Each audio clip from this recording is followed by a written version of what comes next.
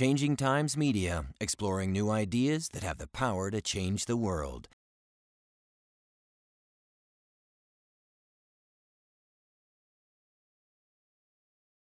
How do we, as people who get an idea of something that maybe we want to move towards, something that we think that would be interesting, I'd like more of that in my life, whether it's money, whether it's relationship, whether it's, career, whatever it is, and we have a sense of what we want, but we keep tripping over the fear and over this incredibly incessant doubt.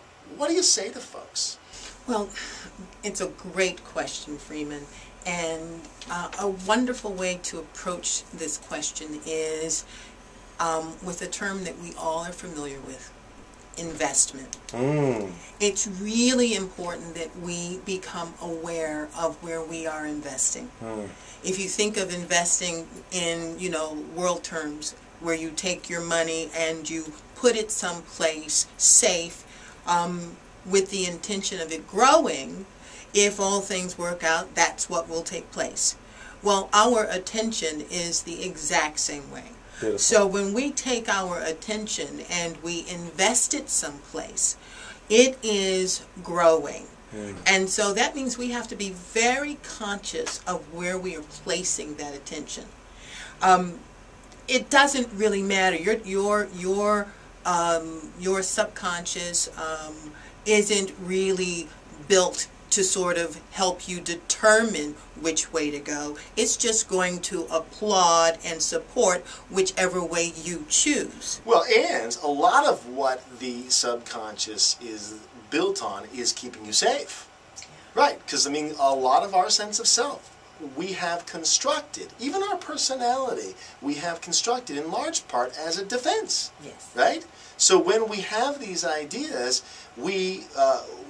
they may come in moments of inspiration, but we carry with us this baggage, these wounds, these experiences of where things didn't go terribly well that become like a louder frame of reference. We may have a whole myriad of experiences which we could utilize perhaps to say maybe I can do it, but there's this baggage almost that we carry along that gets pricked vis-a-vis the fear.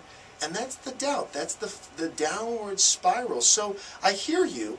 I understand the investment. How do we interrupt, getting invested in what could go terribly wrong so that we can see the potential for the future? Well, there is no greater skill that any of us can cultivate than the skill of awareness. When we can just literally see where we are, that's the first step.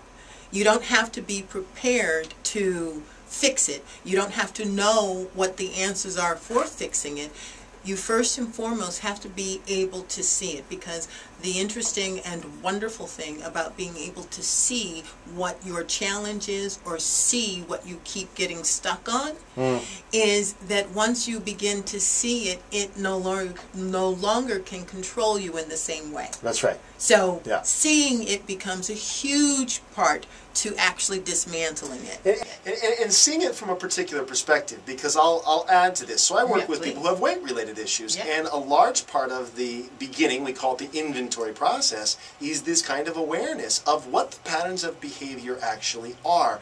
But most of the time when we see them from a skewed perspective. In other words, we see them from a place of judgment and condemnation, really. And so in that way, we're not really seeing clearly. And I have a little piece of science that I've come upon that you're going to appreciate, I think, because I know this internally, like I get it in my own life, but to have it described neurologically, I think is fascinating. So what neurochemically, and this is what I've come to understand. So when I'm a stress eater, for example, and I'm amazed in my life to watch how my ability to make good decisions goes out the door when I'm in a state of stress.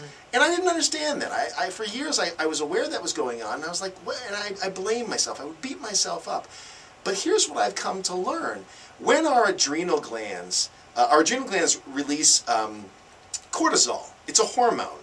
And it's interesting because what the studies show now is that the hormone cortisol blocks the ability. It's actually the prefrontal lobe.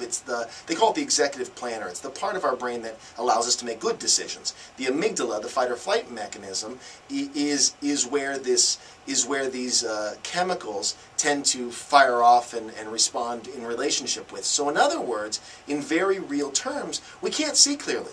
When we're in that heightened state of stress, we can't see clearly and tend to make poor decisions. Now, it's one thing to know that. The next thing that people often say is, what do I do about it? And again, from a place of judgment, there's nothing to do about it. It's running the show. But from a place of compassion, I think we can, and I don't just think, because I've done this in my own life, I have a way to interrupt the stress. I have some tools even.